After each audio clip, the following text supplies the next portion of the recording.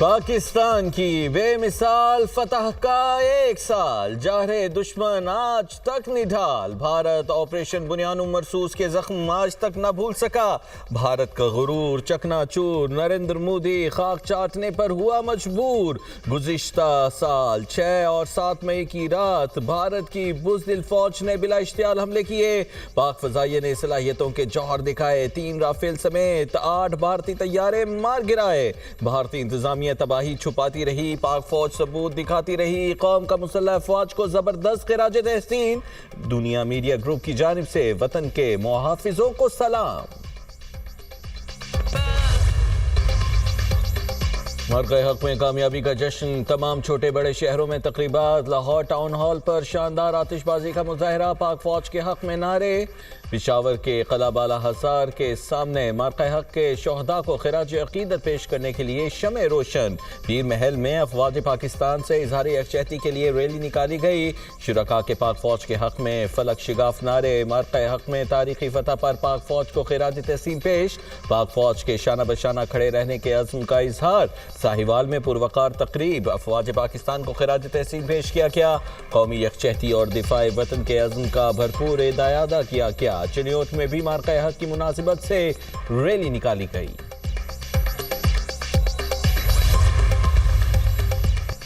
مرغ حق نے قومی اعتماد کو نئی جدت دی، پاک افواج مستقبل کے جنگی ماحول کے لیے پہلے سے زیادہ تیار ہیں، آئندہ ہر مہم جوئی کا جواب اس سے بھی زیادہ سخت ہوگا، مرغ حق کا پہلا سال مکمل ہونے پر پاک افواج کا پیغام، ISPR کے مطابق پاک فضائیہ نے دشمن کے ناپاک عزائم کو ناکام بنایا، مرغ حق کے دوران انجام دیے گئے آپریشنز فضائی تاریخ میں منفرد تھے، پاک فضائیہ کی کامیابیوں نے قوم کے اعتماد کو مزید مضبوط کیا، پاک افواج دشمن کی جارحانہ عسکری تیاریوں سے باخبر ہیں، مستقبل کے چیلنجز سے نمٹنے کے لیے جدید صلاحیتیں حاصل کی جا رہی ہیں، پاکستان امن پسند ملک ہے، مسلح افواج ذمہ دارانہ سوچ کے حامل ہیں، ہماری ہر تیاری، ہر کوشش اور ہر صلاحیت کا محور امن، استحکام اور سلامتی ہے، مرغ حق کی پہلی سالگرہ پر خراج تحسین پیش کرتے ہیں۔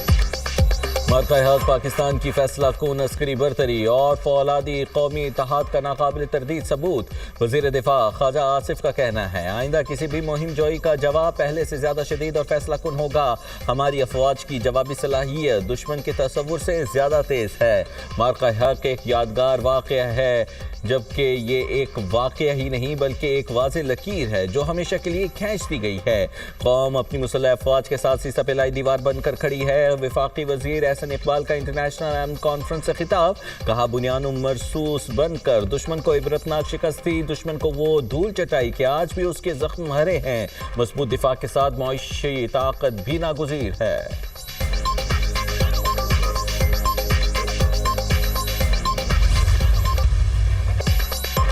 امریکہ اور ایران کے درمیان گزشتہ 24 گھنٹوں میں مثبت مذاکرات ہوئے ہیں، ایران امریکہ معاہدے کی روشن امکانات ہیں، امریکی صدر ڈونلڈ ٹرمپ کی اوول آفس میں میڈیا ٹاک، کہا ایران سے افزودہ یورینیم حاصل کرنے جا رہے ہیں، ایران کو جوہری ہتھیار حاصل کرنے کی اجازت نہیں دے سکتے، ایران میں ان لوگوں سے بات چیت کر رہے ہیں جو ڈیل چاہتے ہیں، دیکھتے ہیں ایران ڈیل پر متفق ہوتا ہے یا نہیں، اگر ایران معاہدے پر راضی ہو گیا تو ایران سمیت سب کے لیے آبنۂ ہرمز کھول دی جائے گی، آپریشن ایپک فیوری بھی ختم کر دیا جائے گا، اگر ایران معاہدے پر راضی نہ ہوا تو بڑے حملے کیے جائیں گے اور پہلے سے زیادہ شدت کے ساتھ حملے کیے جائیں گے، امریکی اخبار سے بھی ٹرمپ نے گفتگو میں کہا ایران اور امریکہ کے یہ آمنے سامنے بیٹھ کر مذاکرات کی سوچ قبل از وقت ہے، مذاکرات کے لیے اسلام آباد جانے سے متعلق فی الحال کچھ نہیں کہہ سکتا۔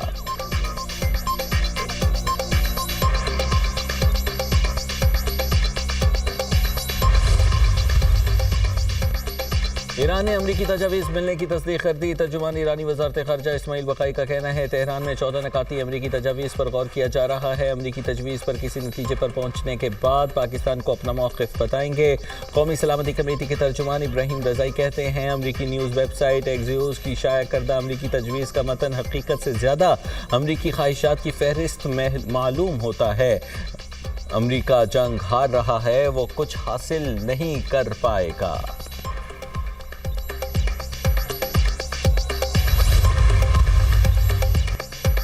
امریکہ اور ایران کے درمیان عارضی معاہدے کا امکان، آئندہ 48 گھنٹے اہم قرار۔ امریکہ اور ایران جنگ ختم کرنے کے لیے 1 پیج ایگریمنٹ کے قریب ہیں۔ امریکی خبر ایجنسی ایکسیوس کا دعویٰ، ایران کی جانب سے اہم نکات پر جواب متوقع ہے۔ ممکنہ معاہدے کے تحت ایران جوہری افزودگی پر عارضی پابندی قبول کرے گا، امریکہ ایران پر پابندیاں نرم کرے گا۔ معاہدے میں آبنائے ہرمز میں بحری آمد و رفت پر عائد پابندیوں کے خاتمے کی شق بھی شامل۔ یہ 14 نکاتی معاہدہ جنگ کے بعد 30 روزہ مذاکراتی دور کا آغاز کرے گا۔ مذاکرات میں ایران کے جوہری پروگرام کی حدود، پابندیوں کا خاتمہ اور خطے میں کشیدگی کم کرنے پر بات ہوگی۔ مذاکرات اسلام آباد یا جنیوا میں ہونے کا امکان ہے۔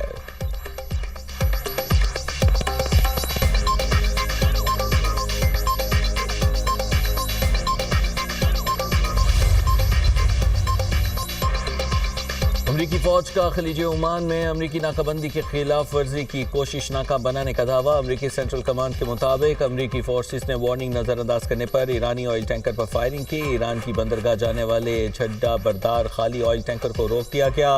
ایران پورٹ سے آنے اور جانے والے جہازوں کے خلاف مکمل ناکہ بندی نافذ ہے۔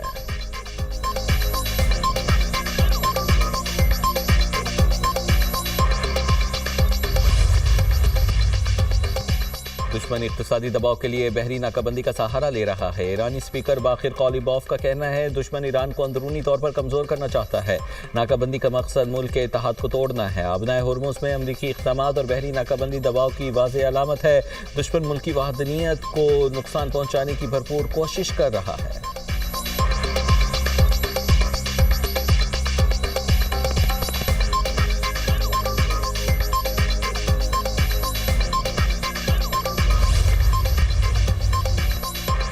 پاسداران انقلاب نے خلیج فارس اور خلیج عمان کو خطرات سے پاک قرار دے دیا۔ کہا آبنائے ہرمز اب ہر طرح سے محفوظ ہے۔ خلیج میں جہاز رانی کے لیے نئے ضوابط نافذ کر دیے گئے ہیں۔ اب آبنائے ہرمز سے گزرنا مکمل محفوظ ہے۔ ضوابط کی پابندی کرنے پر جہازوں کے کپتانوں اور مالکان کا شکریہ۔